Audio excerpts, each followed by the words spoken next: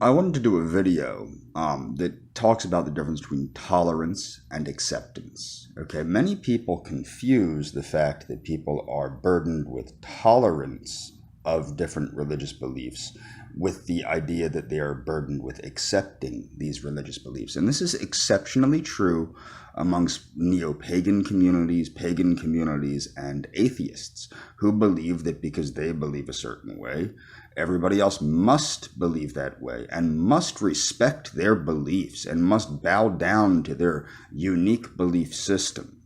This is not true. Tolerance is not the same as acceptance, and tolerance is very important to a free, civilized society. However, if you burden people with accepting a belief system, you are burdening them and you're impeding their freedom of expression. Okay? So by saying that somebody must accept something and must bow to it, it's basically impeding their rights.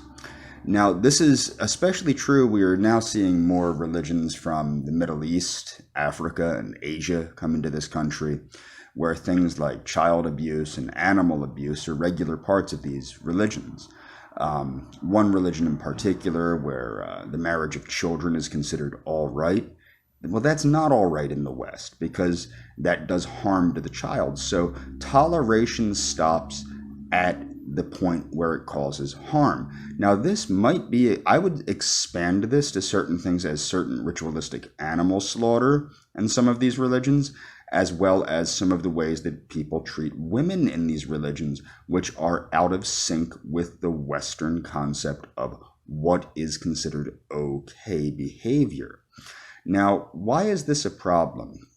Well, the problem is that liberals and other people that don't want to look like they're, being mean to people because they're foreigners or because they have a kooky idea, they're allowing people with these strange belief systems to impede the ideas of freedom and liberty in the Western Hemisphere.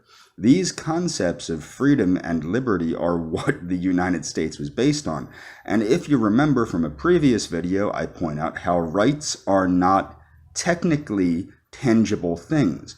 You only have rights in as much as the government is willing to protect your rights. Okay? Your rights, whether you like it or not, are not God-given. They're granted to you by those that are more powerful than you.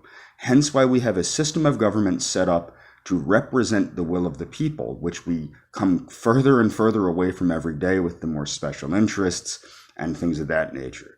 So my point is, by bowing to these special interests and these super special belief systems, what people are really doing is they're basically getting rid of their freedom in return for a pat on the back and saying, "Attaboy, you accept people that are different than you."